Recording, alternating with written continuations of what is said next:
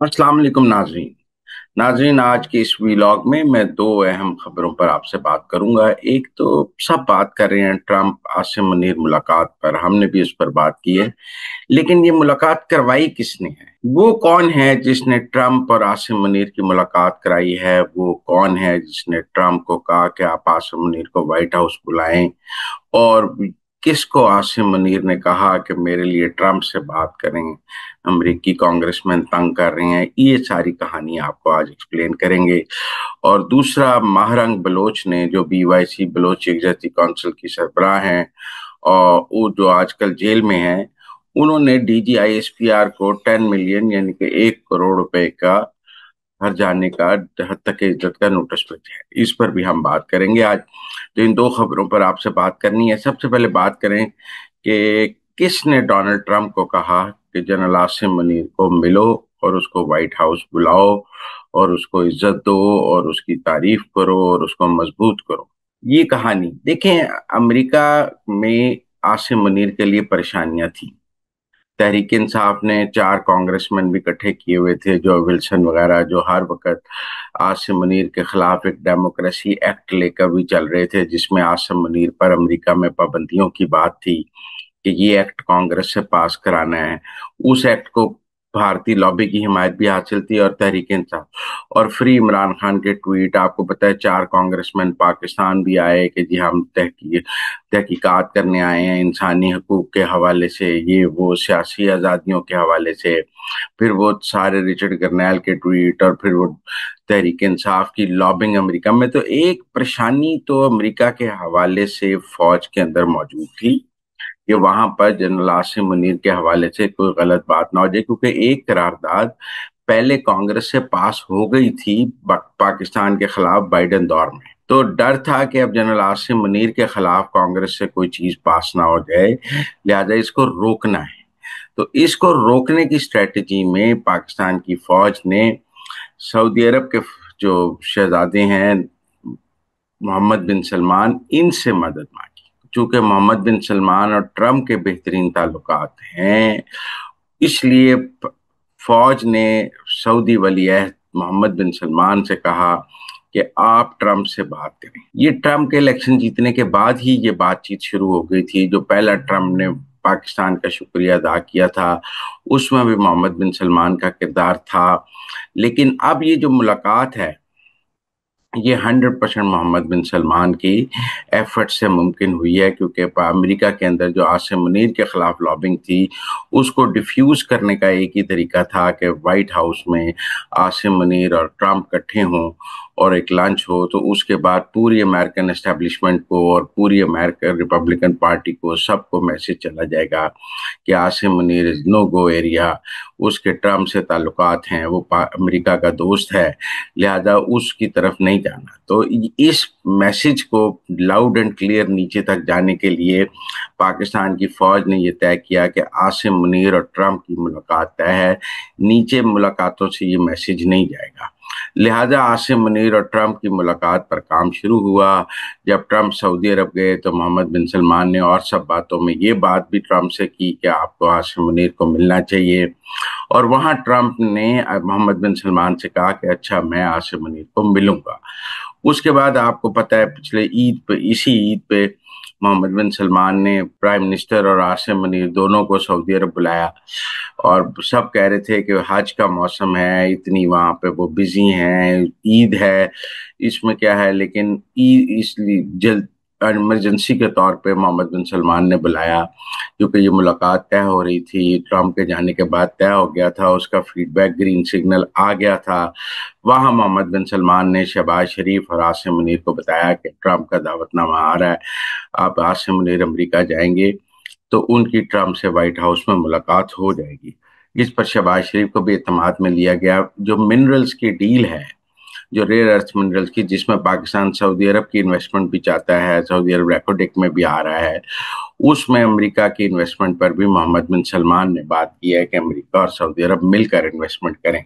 और मोहम्मद बिन सलमान ने कहा कि मैंने ट्रंप से बात कर ली है, वो रेयर अर्थ मिनरल डील भी आपसे करेंगे। तो उसकी पहली मुलाकात में जो बातचीत है वो जनरल आसिम मुनीर के साथ होगी। उसके बाद जब माहिदा साइन होगा तो शहबाज शरीफ जाएंगे और शहबाज शरीफ और डोनाल्ड ट्रंप इस माहिदे को साइन करेंगे। इब्तदाई बातचीत के लिए आसिम मुनीर साहब जाएंगे, वो सारी बात करेंगे, उनकी ट्रंप से मुलाकात होगी और फिर उसके बाद जब ये माहिदा फाइनल शेप में आएगा तो फिर शहबाज शरीफ ट्रंप मुलाकात होगी जो अगले फेज में होगी। मैंने कहा आपको बता दूं कि इसके पीछे जो बेसिक किरदार है वो मोहम्मद बिन सलमान का है, जिसने आसिम मुनीर और ट्रंप की मुलाकात कराई है। और ये मुलाकात दरअसल पाकिस्तान में तो आसिम मुनीर को मजबूत करेगी करेगी, लेकिन पाकिस्तान में तो आसिम मुनीर पहले ही बहुत मजबूत है।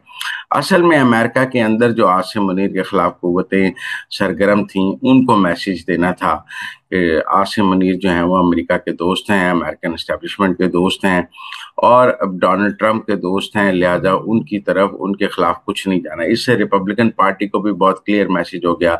अब ऐसा तो नहीं हो सकता कि एक बंदे को ट्रंप ने खाने पे बुलाया हो और फिर कांग्रेस से उसके खिलाफ करारदाद हो जाए, वो तो ट्रंप के खिलाफ करारदाद वाली बात हुई। तो ये इस सारे के पीछे एक सोच थी, एक प्लानिंग थी कि किस तरह अमेरिका में जो इस वक्त लॉबिंग है उसको शिकस्त देनी है, उसको खत्म करना है और जो आसिम मुनीर के खिलाफ काम हो रहा है उसको बंद करना है।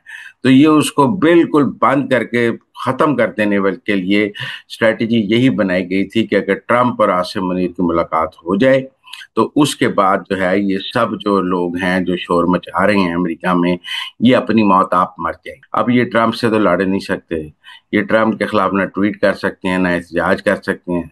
तो इनको पता है कि अगर हमने ट्रंप के खिलाफ अमेरिका में कोई मुहिम चलाई तो बहुत मार पड़ेगी, लिहाजा इन सब की बोलती बंद कर दी गई। मैंने कल देखा है पीटीआई वालों को सांप ही सूख गया था यूएसए वालों का कि अब वो क्या करें।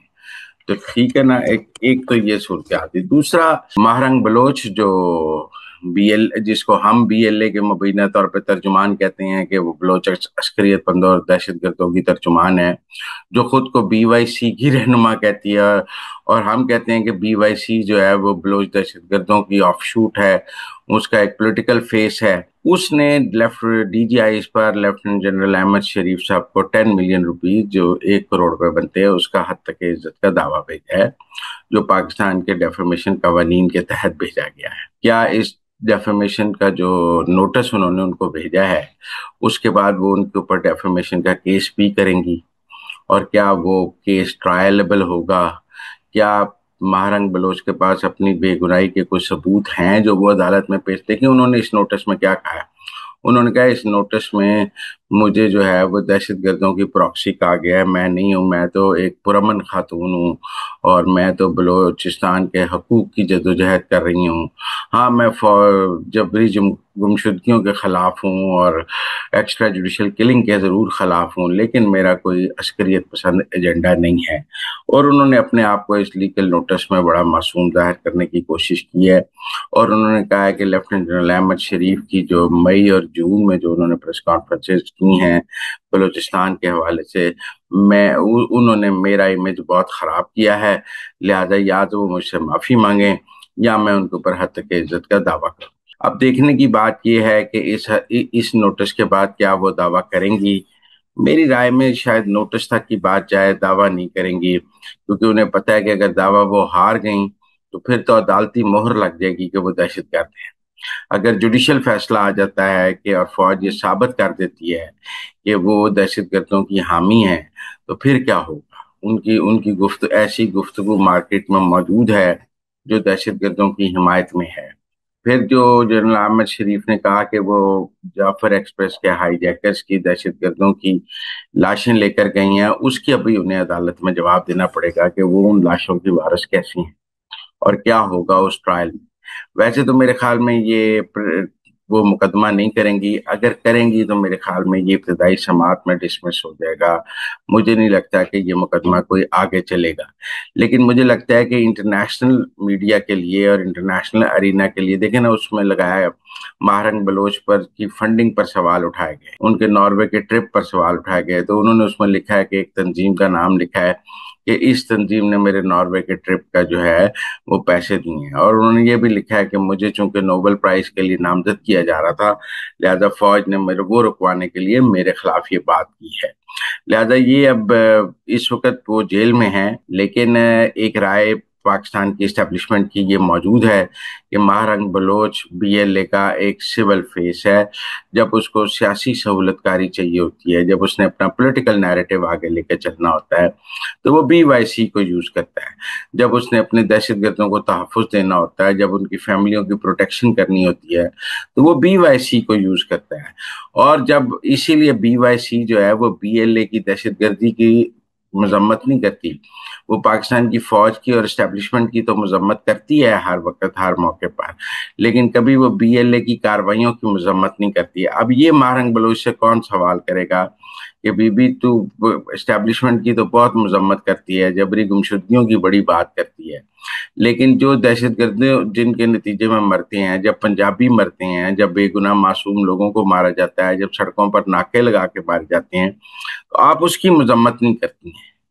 उस मौके पर आप कहती हैं कि ये अमन कायम करना तो हुकूमत की जिम्मेदारी है, हुकूमत जाने और वो जाने। और जब उनके खिलाफ कुछ होता है तो फिर आप खुद ही हुकूमत बन जाती हैं और आप उसकी मजम्मत बड़ी जोर से करने में आ जाती हैं और आप उनके साथ खड़ी हो जाती हैं। बड़ा महारंग बलोच पर यह भी इल्जाम है कि वो सी पैक को सैबोटाज करती हैं। उन्होंने इस नोटिस में लिखा है कि मैं जो हूं ना, बलूचिस्तान के वसाइल के तहफ़्फ़ुज़ के लिए और उस वो लूटे ना जाएं उस पर भी काम कर रही हूँ।